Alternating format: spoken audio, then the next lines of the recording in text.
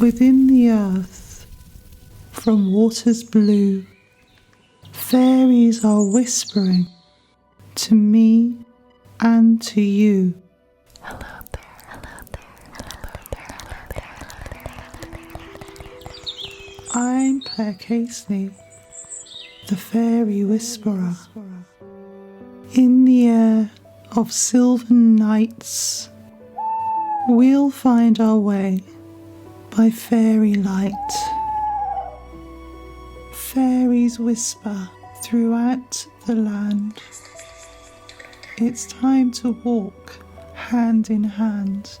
To catch a fairy whisper, you have to listen closely. Listen with me.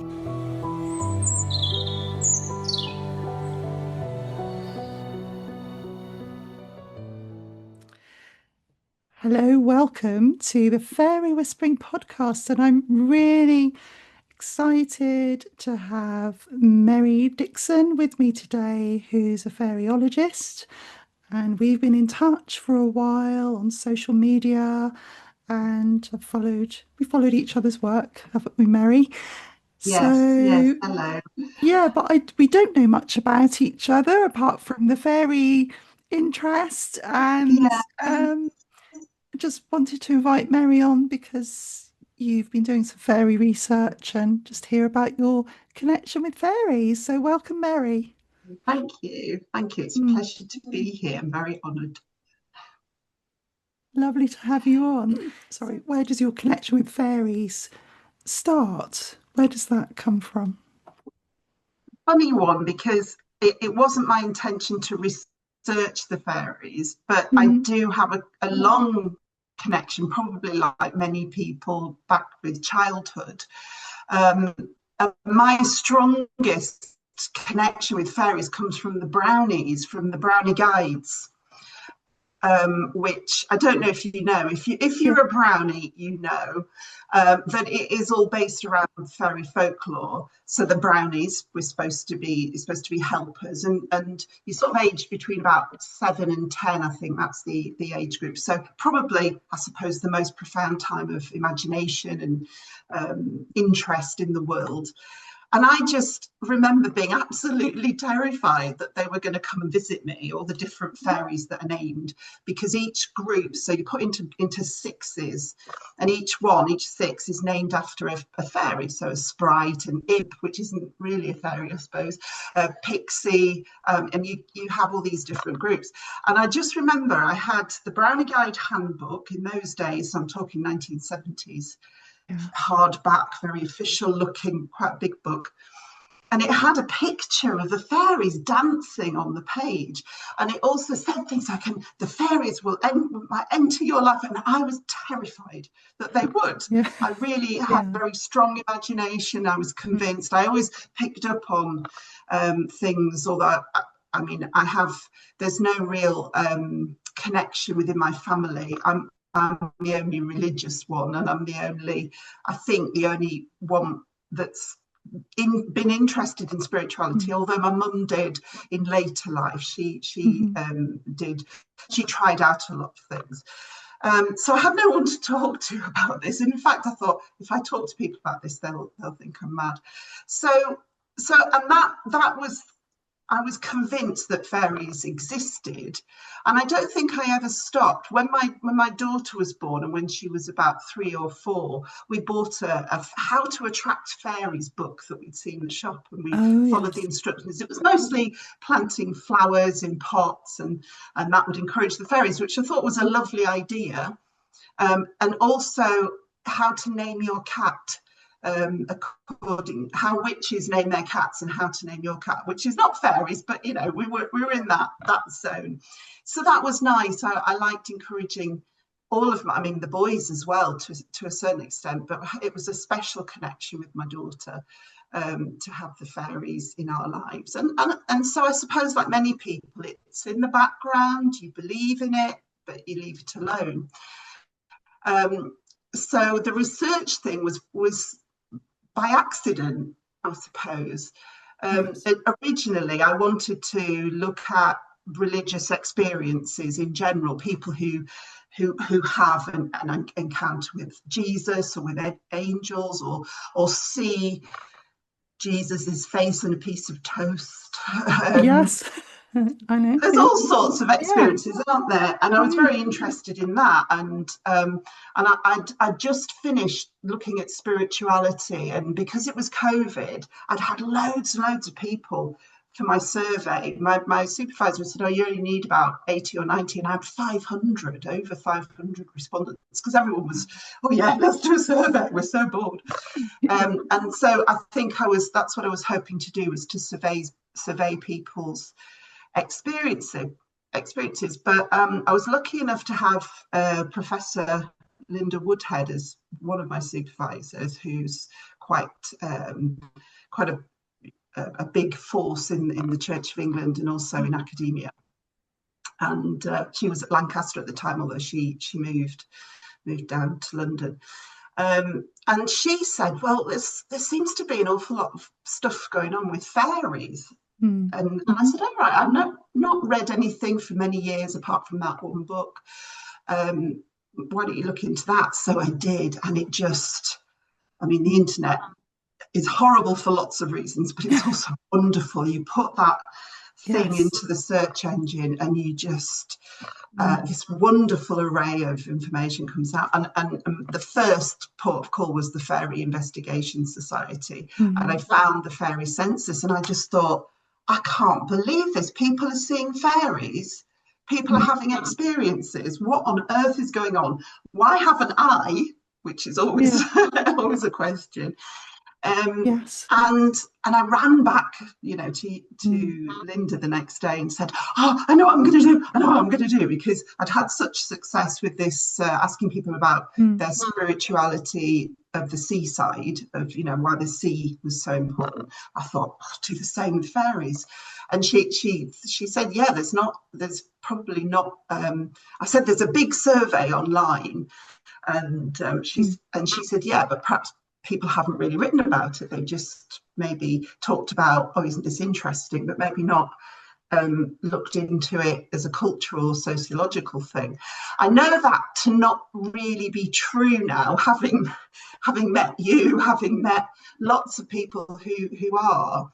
But I still think, at least what I was trying to convey, this was to try and show people who just weren't interested in spirituality, look at what's going on in the world. That for the people that are interested in fairies, there's a real rich seam of work, both history, folklore, and then the spiritual side, which I do examine a lot. So that, but it was completely separate from this initial childhood connection. But I'm really glad. As I said, it's been my life now for nearly 5 years. And before that, though, I'd not had any real inkling, apart from on a very superficial level. Yeah, the fairies. Oh my gosh, that is compiled by Dr. Simon Young, of course, and Yes. it's all online, everyone. So if you put in Fairy Census, Fairy Investigation Society, it will come up and you can download it, read it. There's also another website, fairycensus.com, where you can actually analyze the data in it, can't you? You can go through. Like a spreadsheet, and you can Which is mix it up. wonderful.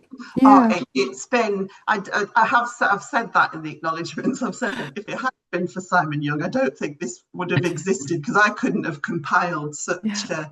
I did start out trying to interview people, but then I thought, well, and I have got some interesting stuff, but not on such a vast scale. But I thought the data's there, and luckily it's quite up to date. He goes as far as 2020, the 2020s, but 2024, I think he published the second one. So I think just a wealth of. I think it's because it's something we just don't talk about openly, No. even now. Like you were saying, there's only certain people I could talk about this with. Same for me growing up. I sort of was interested in the paranormal, supernatural, but there was really only one person in my family I could talk to, which is my grandfather. And then it wasn't until I left school really that I sort of felt that I could Yeah. explore this Yeah, world. I think that's, Yeah. I think it's a fear of being ridiculed or being Mm, told, as I often was for lots of things, oh, you're too old for that now. You've grown past that. And I thought if I start yeah. talking about fairies, um, it's that Yes. idea which is sadly the way sticks, that it's for children only. I mean, of course, it's lovely for children, but it is also an adult interest, and there's so many wonderful, interesting things for all Yes. ages. And I Yes. do feel sad that it's just been consigned to the nursery, as if, oh, it's just Mm. childish. It's a um misconception, isn't it's a it? good start for children. Yeah, Yeah, and I think, a lot of people perhaps think, oh, I won't talk about that because it's considered childish. That's one of the yeah, barriers, isn't it? But it's not. Fairies are for everyone, for all ages of people. There's absolutely. people I know in their 80s that, have had fairy experiences. So, yeah, it's not just consigned to children and the imagination, and we don't know what the imagination is. It's a huge thing, isn't it? But I'd love to hear about your research and your perspective on these things and what you've discovered through, looking into fairies and people's beliefs about fairies. Mm, Yeah, I think it did very quickly become, the focus was always going to be on these experiences, mm, and my wonder that people were having these experiences. But I realized very early on that wasn't going to make an entire thesis. It was mm, going to stretch it a bit. And my supervisor who took over from Linda, Chris Partridge, who in a way was probably, I mean, Linda's um, pedigree is impeccable, but she's very much in the religious studies area. Now, Chris Partridge has done much more research in unusual areas. He's looked at drug use, psychedelic drugs. He's looked at dub culture, and he's looked at UFOs and aliens, and in a way, with him, it was the meeting of two minds. I mean, his mm, is colossal, but he really got what I wanted to try and do, and he steered me much more in looking at the effect of fairies on culture. So that's where I went. So mm, I still wrote about the experiences that people had, but I was able to contextualize it within, and I would have gone, British culture, but they always tell you to narrow it down. So I mm, focused on English culture, because I think Irish tradition is very different. The Welsh and Scottish tradition have similarities, but again, they have their own cultural narrative. So I thought, well, why not do yes, England? mm, And especially the North. I'm from the North, the Northern fairies that tend to have almost their own little enclave as well up here. Um, I did include Cornwall. I know technically Cornwall probably considers itself much more of a separate place, but mm, I thought, mhm. oh, let's just go with the way maps are Yeah, drawn at the moment, and hopefully they'll forgive me. yes, yeah. Um, so yes, and as these things happen, as you start to connect, a perfect quote came up in one of my readings that seemed to encapsulate what I wanted to do, and it was from the book uh, Elf Elf Queens and Holy Friars by Richard Firth Green, which is Mm, basically a fantastic book that plots the history and folklore of fairies in the medieval period, and it's okay. wonderful to read anyway. Anything medieval, I think the medieval period is the most fascinating. It's my Yes. favourite. Yeah. And he'd taken a quote from C.S. Lewis, who'd said, we've got to start looking at fairies seriously, we've got to start tackling them. And he was writing that in the early 60s.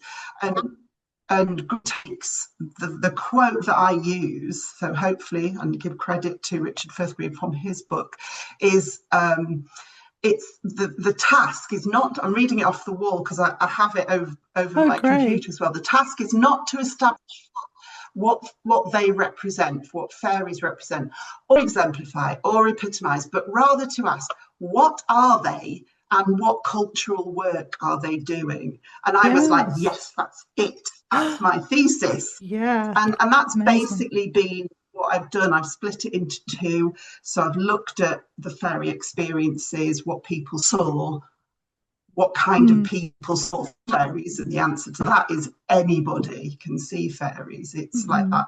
It's like Ratatouille, he says anybody can cook, but meaning that you can come from any background, any education, and that's certainly true. And so that's what I did. I did a historical overview, and it's lovely. I mean, it's a little bit, I suppose it's a little bit superficial, but you can trace almost an evolution of fairy belief, how fairies have changed over the different epochs. So going from Anglo-Saxon, when the first records are, I mean, there's fairies before, of course, but the first records were in medical journals written by the Anglo-Saxons on how to cure elf shot. Oh, yes. And they were in, and so it's they're in the poetry, but they're in these medical journals, and they are the recipes for medication. So when your cow gets shot, or yourself, but it was usually animals, this is what you needed to do. And it always included a little prayer, which I also thought was quite nice. When you're making the concoction, which is mostly herbal, I think I've got it written down somewhere, but I can't remember it off the top of my head. But there was always a prayer involved in that the animal would be healed and cured. And so we go back to the 6th century, and then you watch as the fairies sort of come alive, that nobody sees them or barely sees them, maybe hears them.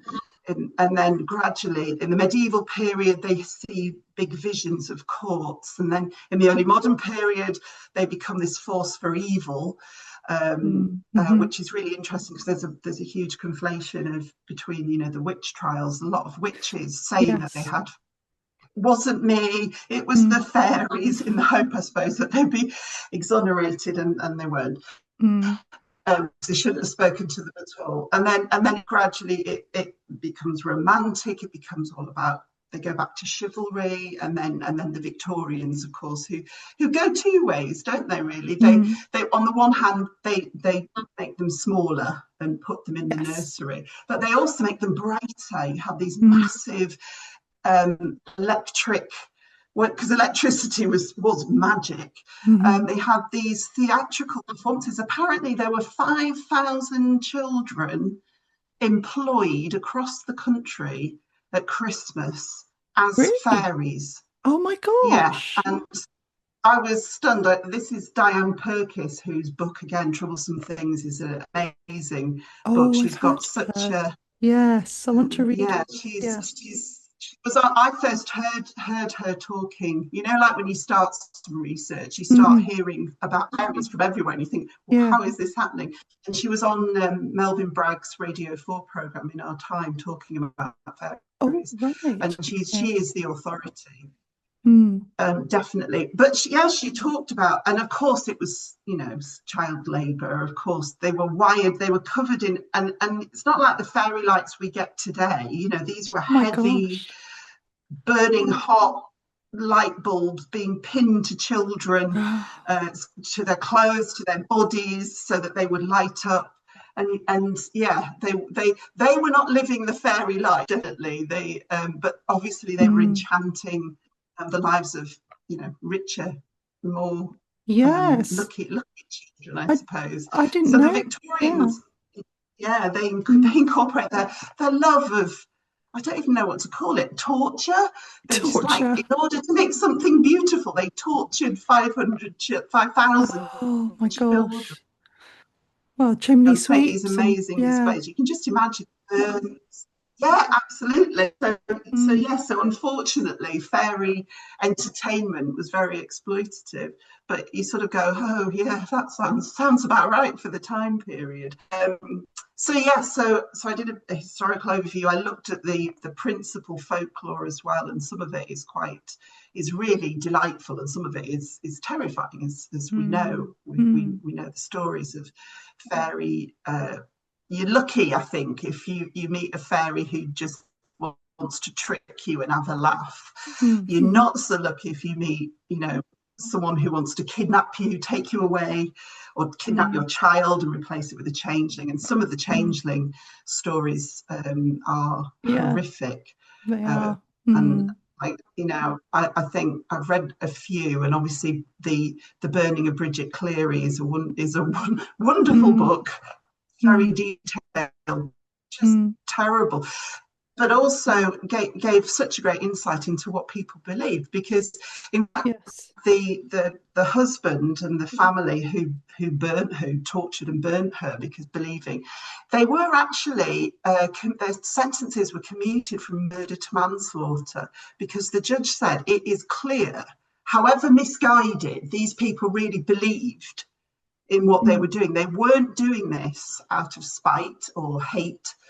Mm. They were convinced, and apparently the husband was constantly going outside, waiting till midnight for the fairy train to come by so he could rescue his wife. So it's fascinating, but also, Gosh. again, horrific. Mm. So the Mm. story of fairy, so that's what I sort of looked at. So Yes. and I think most a lot of people now are becoming aware of how violent and dangerous fairies, the history of fairies is. We Mm. start with them shooting cattle and farmers. Although there's what one theorist, I can't remember who it was, who basically said, well, they weren't necessarily trying to hurt people and cattle. They were trying to draw attention to the fact that you're ruining nature with your farming methods. And I Mm. think I like to believe that. I like to think, they were Yes. doing it for a good cause. But Mm. so a lot of that was fascinating. And then I tried to and again, I can say what fairies are. I think Mm. every person who was interviewed was asked what is a fairy. Yeah. Not everyone answered, but everyone gave a different kind of answer. Some similar, some talked about energy, some talked about unseen. Mm. You could categorize them. But what fairies are is as numerous as the fairies, really, Mm. Mm. which I've sort of said. But then looking at culture, I wanted to try and not just generally say, well, we have people have fairy parties, we have fairy lights, fairy cakes. I wanted to look at specific fairies, so I chose the three I thought fairies influenced the most, and that was nostalgia, Mm. um, for which there is quite a big academic study in general. So that was very helpful, just getting some background. Nostalgia, enchantment, Oh yeah. and Mm. spirituality. So I Oh, looked at those three areas in interesting. detail in the second part of this. And fairy spirituality is definitely the direction I think fairy belief is going. Fairies being consulted now in a way that Mm. they weren't perhaps in the past. I think in the early modern period, when people went to the cunning folk, they went to the man or the woman. They didn't go to the fairy. They knew Mm. that they Mm. could that this person, this cunning man, cunning woman, the local wise person, was the only person who could ask for that. But now it's Mm. very much, and I think it takes its impetus from theosophy, really, Mm. that there is an Mm. energy realm that fairies live in, and that you can consult it, and you yourself and Mm. people like Karen Kay as well, with the fairy oracle cards. There's this Mm. sense that you can ask fairies for advice. I Mm. don't know if that's a good way to go, but that seems to be Yeah. the way that belief is going. And maybe that's because well-being and mindfulness are very strong in our Mm. way that we deal things now, which I think is a good thing. I think that's Mm. good that people are Yes. finding spiritual well-being, and fairies seem to be becoming a bigger part of that, Mm-hmm.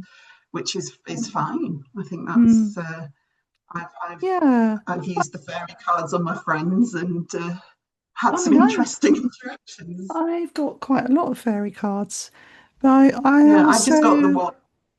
yeah, I'm also cautious with, because we don't know what they are really, who they are.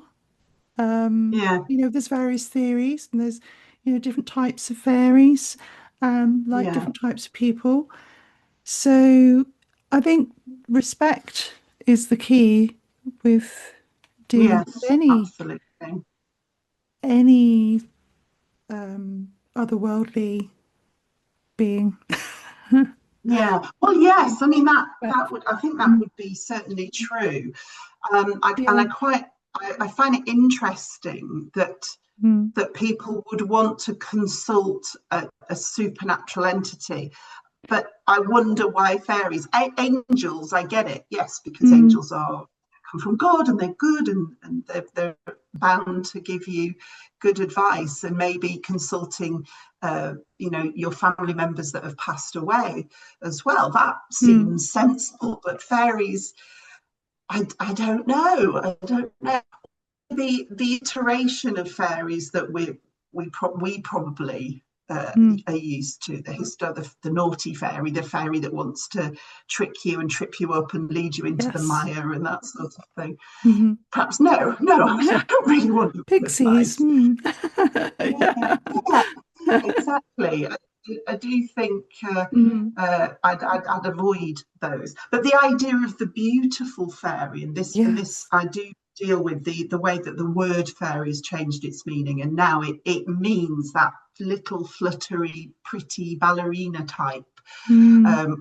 We talk, and I think that's why a lot of people now start talking about the fae to perhaps Hmm. differentiate Mm. from the fairy, because I think it would be true of most people. If I went out into the street now and said, "What's a fairy?" I think most people would say little wings, ballerina, Do, tiara, do you think and that's I think the, fae. sorry, Mary, do you think that's the influence of popular culture like Disney, for example, Yeah, Victorian? I do. I, I do, yeah. I mean, it's true, and we've become such a visual culture, haven't we, Mm, since cinema took off, mm, and not always in a bad way. I don't begrudge it, but we learn. We used to learn in lots of different ways, and now everything is in front of what we see. And mm, if you're, hmm. if you're able to see, that is is how all the information comes at you. And of course Disney had its, you know, did the twinkly thing, but and being so popular as Mm. well, I think that's it was inevitable that that was going to happen. I think Cottingley certainly Yes, helped of with that as course. well. The Yeah. kind of designs that the girls in the end chose to Yeah. represent. But that whole Art Deco period is interesting because if you think about, the I was thinking about this because I wanted to. Somebody Mm. had said modernism killed fairies. I think it was Diane Perkis again, and I wanted to say no. So I tried to look for Art Deco, and Art Deco created so many beautiful fairy Mm. women. And the Rolls Royce emblem, the thing that sticks on the radiator, the spirit of destiny, is a fairy. It's got Yes. wings, it's beautiful, it's half kid. Mm. And I think Art Deco, if we're going to talk about modernism, you can't say Art Deco isn't modernism. No. Art Deco did embrace that and had these beautiful figurines. If you think about the Yes. lamps and Yeah. some of them were fairies and represented Mm. like that. So yeah, I think that's the way that the culture seems to be going, and I think this Mm. is why there is a divide now, and if you're in the know you probably say fae, and Mm. then you imagine that encompasses all the other different kinds of fairy beings or fairy-like. I've sort of said fairy and fairy-like beings Mm. because I didn't really want to confuse people. Yeah. That I don't that's know. Yeah, um that's I what I find found. Yeah, Faye. I think Faye does sound a bit more grown up, doesn't it? Yeah, Faye. I find that confusing. I mean, Fae, Mm, okay. fairies. I tend to use the archaic form of fairy, the With the AE spelling. Yeah. Fairieie. Yeah. See, for my logo, and I use Fairy Whispering, my website, Fairy Whispering, because just so people can find me, basically, Yeah. and it's a Yeah. practical reason. But yeah, I Yeah. think fairy for me encompasses all types of fairies and Yes. the Yeah. place as well, the place where Yes, of they course, mention because where they're it was from. known as fairy was Elfane, wasn't it? Elfland, Yes. and it was fairyland before it was the people of Mm, fairyland being mm, fairies, and I find that really interesting because yeah. language is how that's how we express ourselves. That's how we communicate. We can't do it any other way, and so I think it's interest. I think it's important Mm, to look at the word itself. I mean, I'm with you. I would say fairies encompasses all the things that people have said to them is a fairy. yeah. But I also think the first answer Mm. tends to be that, yeah, the Well, fluttery, tweaky it's the same. Tinkerbell type. Yeah, it's the same thing with, say, pixies. If I Yes, said true. to Yeah, somebody in America, "Oh, I've been researching about pixies," they might think of Tinkerbell because she was yeah, because she identified has as pixie a dust, doesn't she? It's pixie. called Yeah. they call it pixie dust, even though she's a Yes. typical fairy, isn't she? Yeah. Yeah, she So does have wings, doesn't she? Has wings she in has wings. Tinkerbell. Yeah. Yeah, Mm, yeah. I mean, I think yes, I think pixies and elves is an interesting one as well because, of course, we've got Tolkien elves who are these mm, beautiful warrior mm. princes and princesses. Uh, and then we've got Dobby, the house elf, is a Yes. completely different thing. And also the fact that fairies, or what we know, what we call fairies now, were called elves up Mm, until Shakespeare's time. Really, it was yeah. they were known as elves. I mean, Shakespeare intersperses it. Mm, His and again, Midsummer Night's Dream is really interesting because he mixes and matches. He has the royal fairies, but he also has the Warwickshire fairy, the Puck, which would have been. I think I think there were places in Warwickshire. It's a slang term. Puck, poke, pook, hmm. Yeah. were the Warwickshire dialect words for elves, Hmm. and he calls. Yeah, I think he calls Puck interchangeably fairy, elf, um, that Yes. sort of thing. So yeah, so yes, I think you're right. I think each one of those words gives us an impression of Mm, what the entity, the creature would be like. And pixies, I mean, it sounds naughty, doesn't it? The yeah, it word does. pixie. Yeah, it And does. elf, Playful. I suppose with the films, especially with Tolkien and Mm, being so popular, people's perception of elves became that. But then of course, um, yeah, and it's fine, mm. he's not he's more like a pixie to me, the way he's been created in the films anyway. Sorry, Um, which one? Which character? Dobby, Dobby. Dobby from Yes. Potter.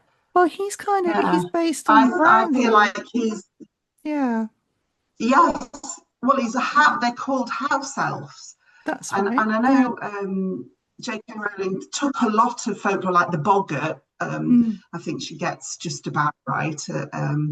mm, You never see a boggart in its normal state, because and apparently that is true. I did check that out to see mm. if that was true, and it more or less. Simon Young, again, the expert in boggarts, he's done a boggart census. It's a lot smaller scale, but it's still Oh, interesting. really? I didn't know about that Yeah, one. Mm. yeah, it's on Oh, the source book is on the website, on the Fairy Investigation website. So yeah, I think you can buy the book. It's Pocket just called Boggart. census. I think you can buy that on Amazon. Oh, yeah, I knew about the And book. again, Yeah. Mm. yeah. But yes, he's done a mini. It's about 300 um, encounters that people. They're more. They're more. He said specifically he wanted to only look at the past, and he wanted to look at mostly people who were children when they encountered boggarts, and a lot of it is more what they were taught about boggarts. So don't go down by the river, the boggart will get you. Jenny Greenteeth is a boggart, right? Yes, ostensibly. Which is a good thing, because it was, be scared, she will lure you into the water and you'll drown. And that's a really good way to deter children from falling into water. So there's, it's slightly different focus, but it's interesting that what he does.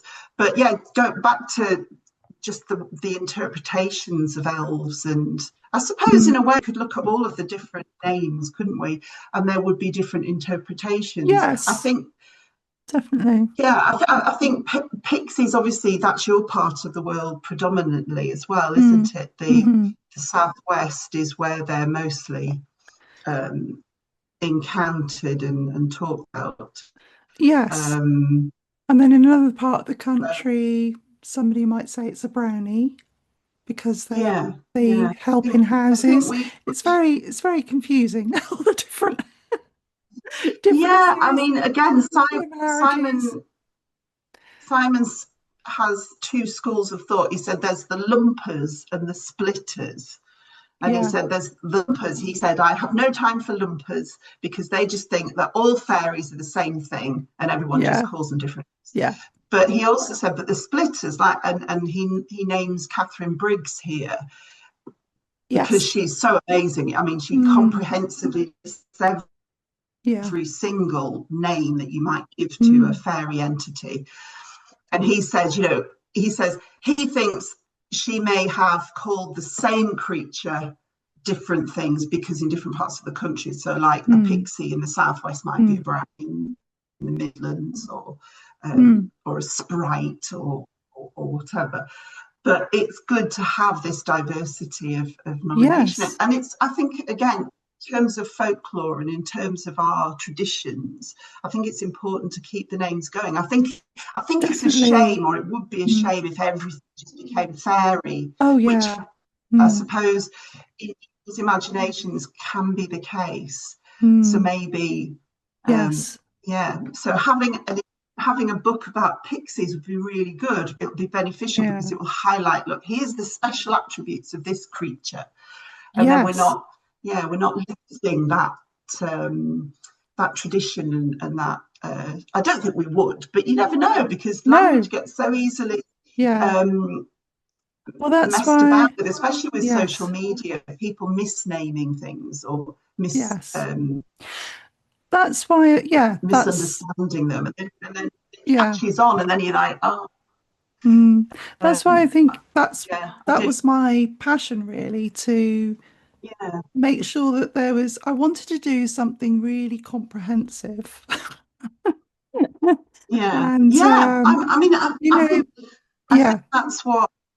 think that's what we all want to do. Those of us that are engaged in research and just enjoying being part of this fairy community is just really wanting to put it in one place so that so everybody can find it. And I think that's lovely. I like the tradition of self-publishing as well. People just throwing stuff out there on free sites, and I mean, we've all got to make a living, but I think people are very generous in their research.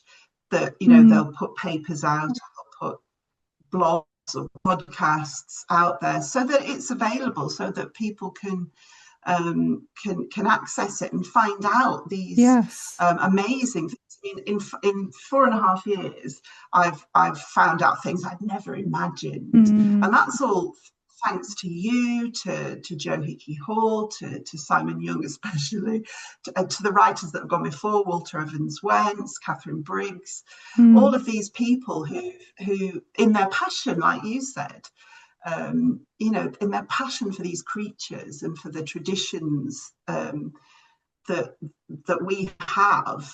I mean, that still blows my mind. The fact that every culture has a little person tradition, Yes, I folklore, know.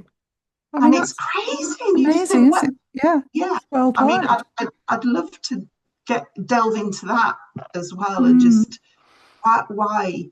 I think it's Jeremy Hart. I might be going wrong here, but mm, Jeremy Hart says that they're not supernatural, they're natural. So if I'm wrong, anybody who knows who, I think it's Jeremy Hart says this, that yeah. they're on the side of nature, so they're part of Mm, us. And supernatural seems to imply a different world, a different realm, but that yeah. fairies are part of us. And I actually think that there's a lot of truth in that, because fairies look a bit like us.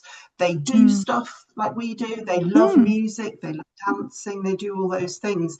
And yes. I like to think that they're another kind, another race of beings, but they're on Mm, our side of the fence. mm, But I mean, I think discuss, so. because I'm sure Yeah. some people would I disagree.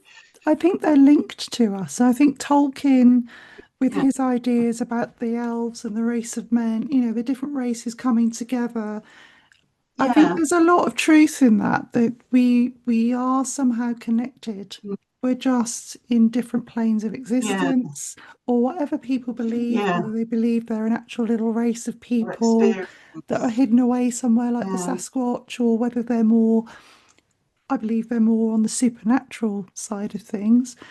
Um, yeah, but yeah, I think, I've spoken to other people that believe that very strongly as well. And why are more people wanting to engage with this subject now? Why are more people yeah, reaching for fairies or Sasquatch or UFOs?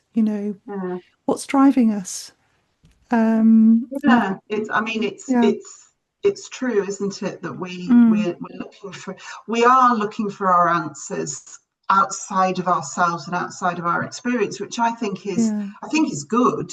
mm, I think it proves that people, okay, yeah, religion may be declining, but people are filling it. They're not filling it with materialism and atheism. They're mm, filling it with spirituality, with yes, worship of nature and worship of fairies mm, or mm, any other kinds of beings. And I think one of the writers that I read the most of preparing for my thesis was mm, Alistair Hardy, who yes, was an evolutionary biologist, and he mm, said belief in the supernatural, belief in the paranormal is part of our evolution. It's a mm, necessary part, yes, and it's fascinating. He was obviously doing that. He was writing about that in the 50s and 60s and lecturing about it. mm, And I find that really, I find it a good argument to throw at people when they say, oh, it's not scientific. It's like, well, actually, yeah, and that, his students later on, David Hay and Kate Hunt, went on to interview people about their religious experiences and set up mm, the mm, research, religious experience research unit, which mhm, was originally in London, in Oxford, but I think it's at Lampeter now. And they've got over 5,000 accounts of religious experience, and people are, mm, I think people are interested in that.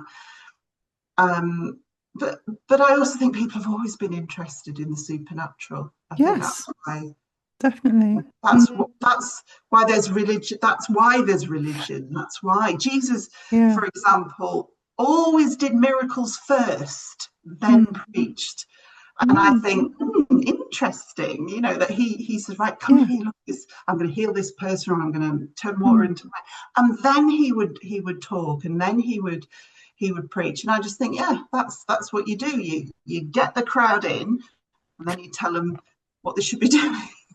um, but that's our yeah. fascination with that, with Mm, anything bigger than ourselves. Yeah. mm.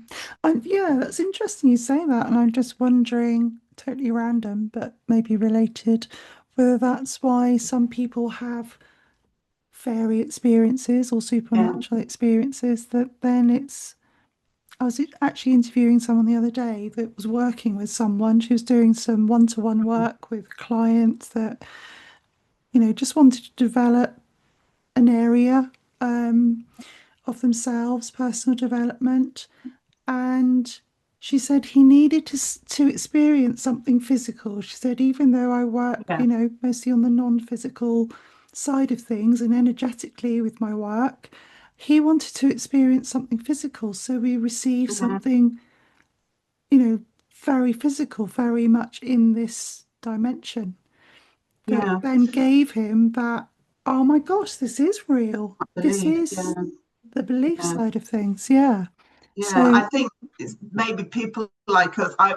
mm, I've had an internal, let's say, experience of fairies through a guided meditation, but I've never physically seen a fairy. But I feel like, well, I'm a done deal. I'm going to mm, believe anyway. You don't need to show. I'd love it if they did, but they'd be wasting the energy, wouldn't they? That they could, to use perhaps more cynical or more skeptical people to bring them into the mm, material world. I think that's true. Um, it's seeing is believing, isn't it? mm, If I see it, I believe it. Or and some of yeah, us don't need to be convinced, do we? We take it on faith, which yeah, yes. I've always believed in another dimension, another realm, or Mm, parallel world because I could feel it.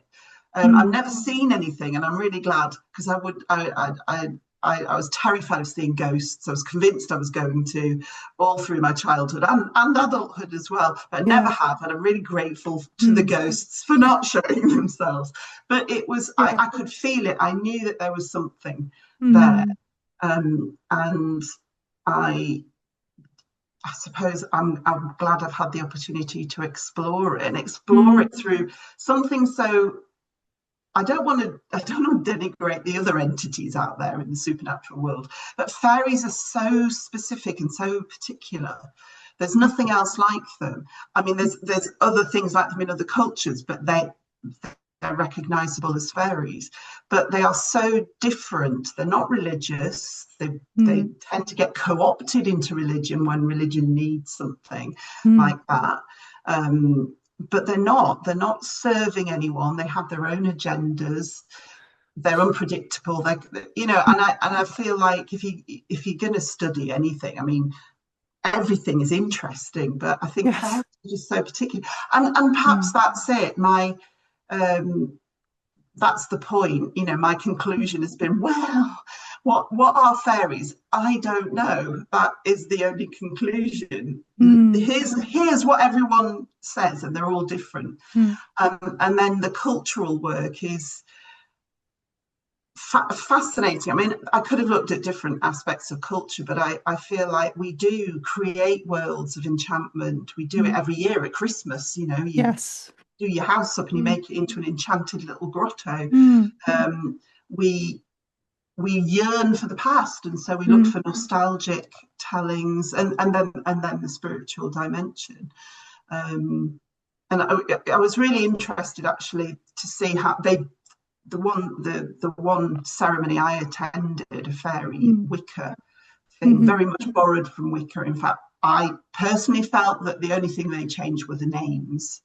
It was mhm. very much like the casting of a circle and the welcoming of the spirits. But then again, Wicca has also borrowed the names of the elements, so Yes.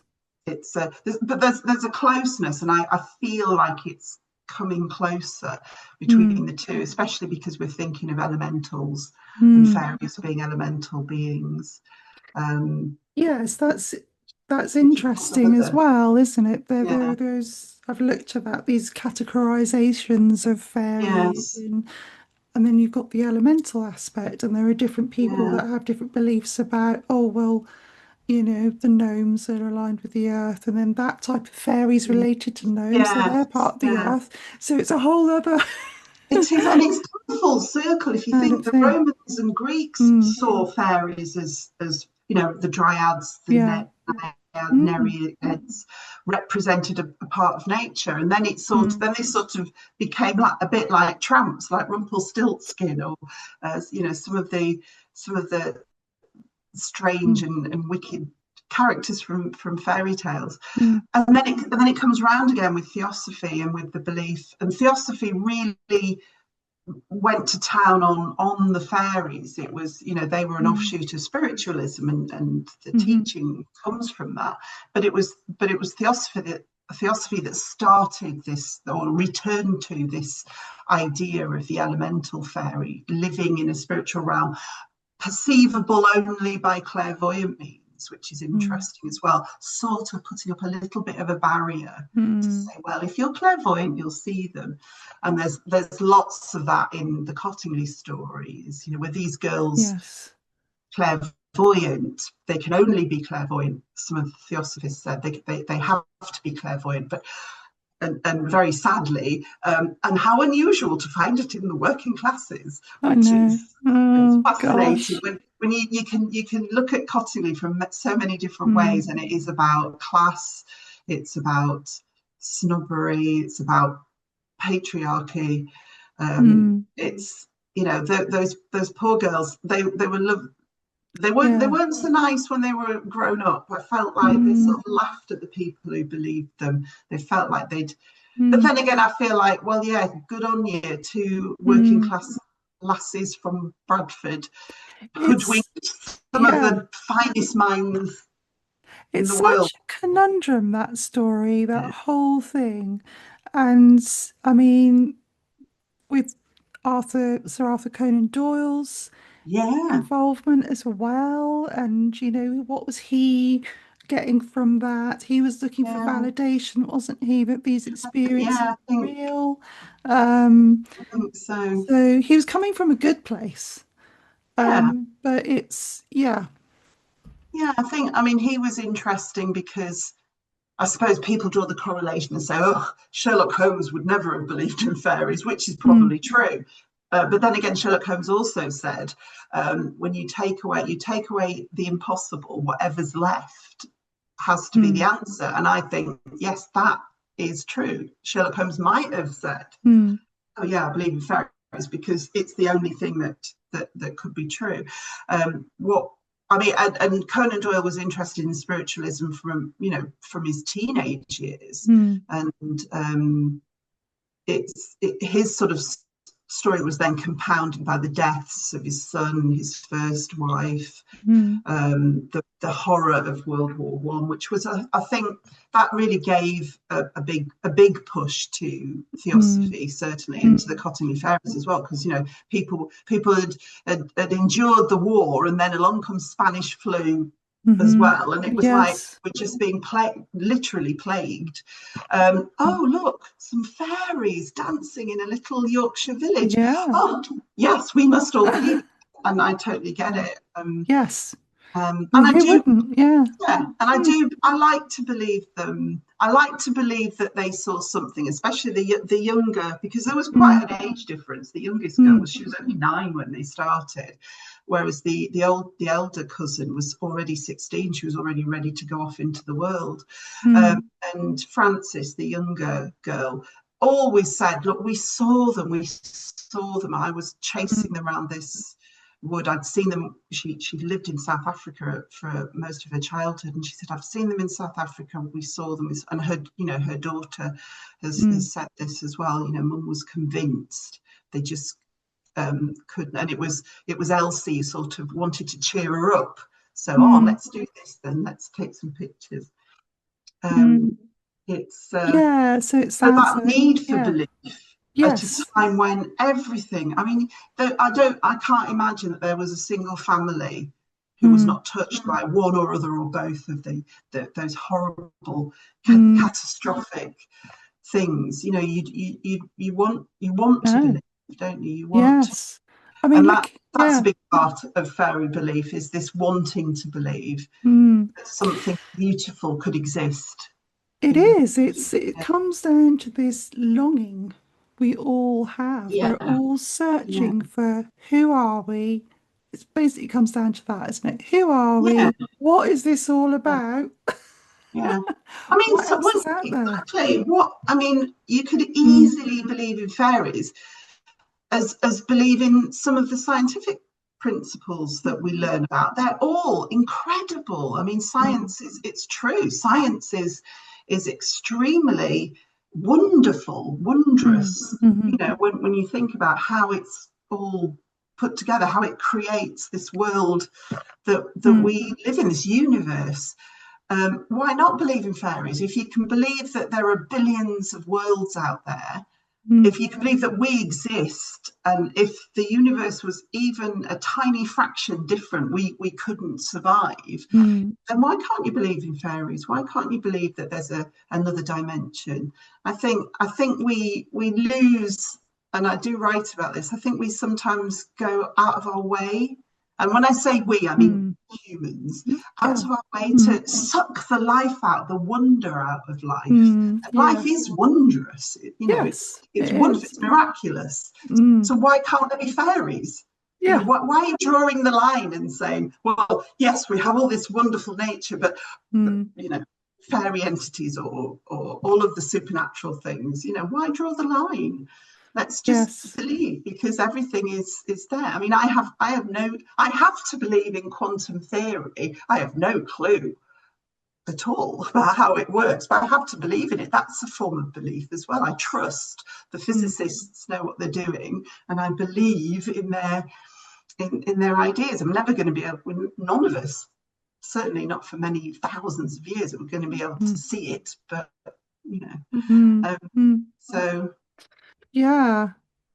Wow, thank you. We've covered so much, Meri. We have, It's and I feel like amazing. I've rambled a little bit. I've not really been It's very clear, but it's all been wonderful. it's been a fascinating journey, and I don't want it to stop, but in a way I do, because I need a break. I've got my viva, I've got to defend my thesis, and at first I thought it's indefensible, but actually I'm feeling better about it now. I've had a bit of a break. Yes. I hope to do it justice. I had a warning at the beginning of my studies. A member of the gypsy and traveller community. I was living in Morecambe at the time. Oh, and right. There's a big community of gypsy and traveller people who live there. And I contacted them because they're often associated with fairies. And I had one reply that just said, oh, no, we don't talk to academics because we always get misrepresented. And I thought, well, fair enough. This one woman wrote back to me and said, don't do it. You will be cursed. Fairies don't like being talked about. They don't like being studied. Don't do it. Don't do it. It will be the worst for you. And I was like, okay, thank you so much. And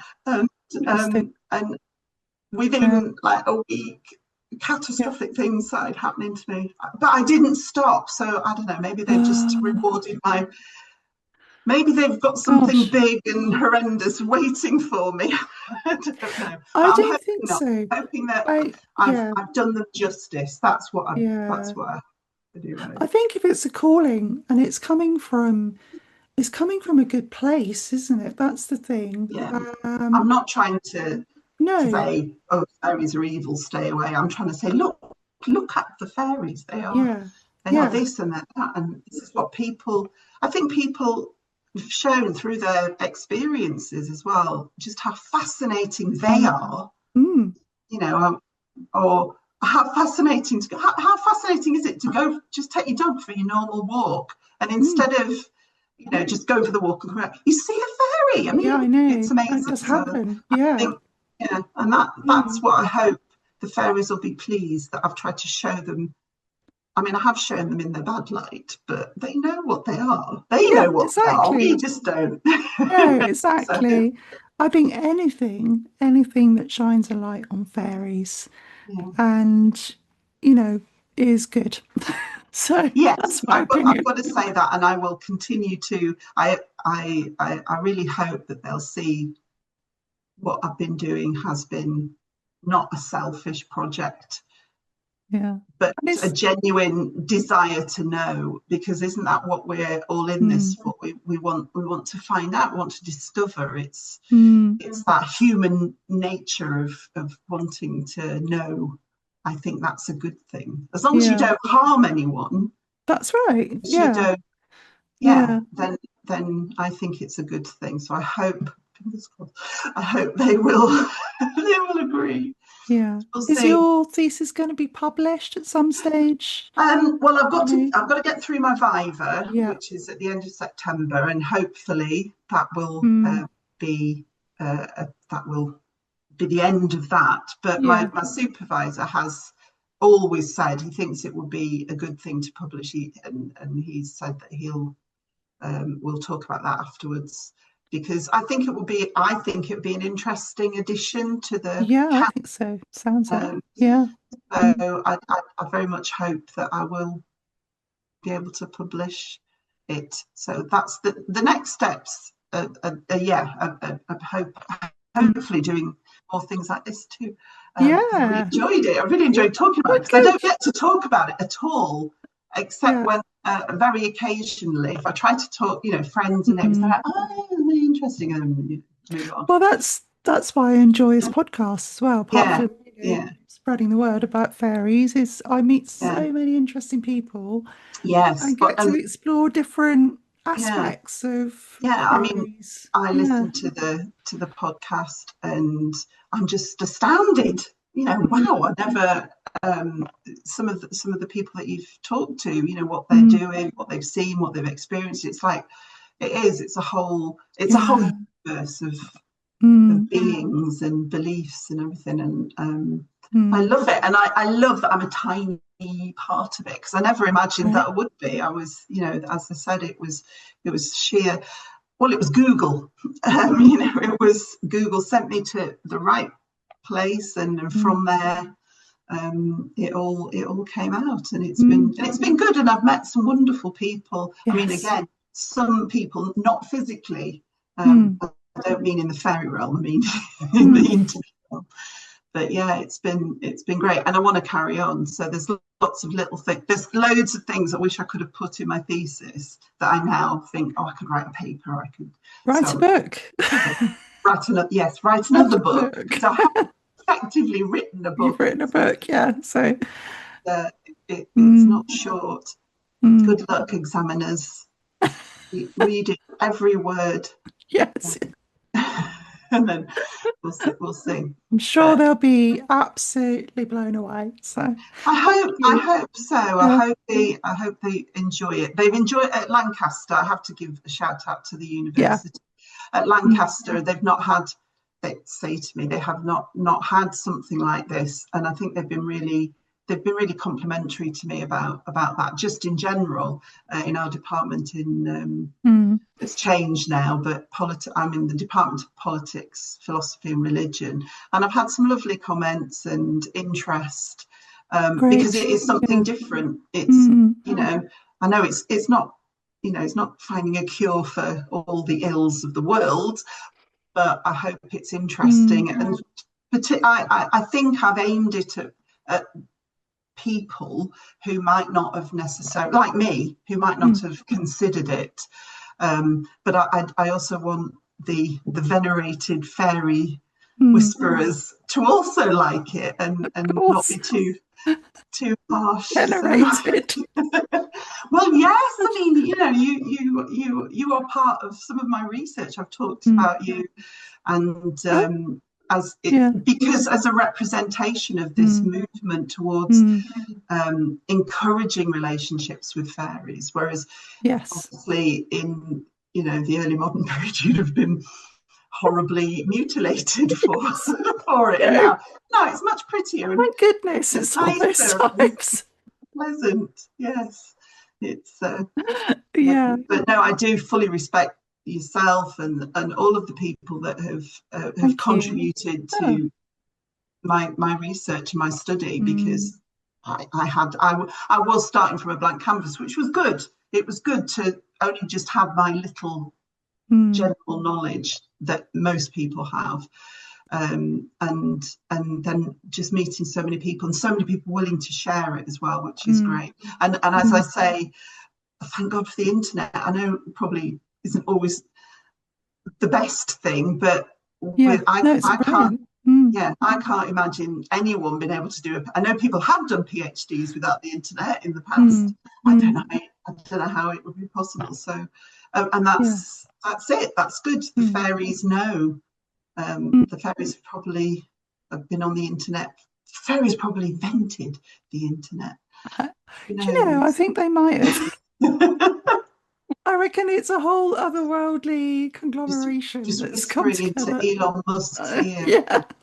and send you this. Yeah, I don't I know. like that I idea. didn't necessarily want to end on.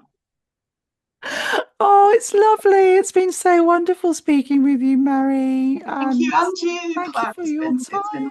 I'm just honoured that you thought it would be worth Of me course. talking to you. So thank Yeah. you for Yeah. validating me. I think that's what I Yeah. want to say. As I say, I'm the new kid. New kid. I defer to all of you, but I hope I've written something Oh that my people find of gosh. interest, and Yeah, I'm sure you have. It sounds forgive amazing. my any mistakes. That's I wish you so much fortune and luck, and Thank yeah, I'm you. sure the Same to fairies you. will love it too. So, Okay. bye. Thank you for Bye for having me. now. Thanks for your Bye. time. Thank you. You're Bye. welcome. Anytime. Bye. Bye. Bye, Mary. Bye.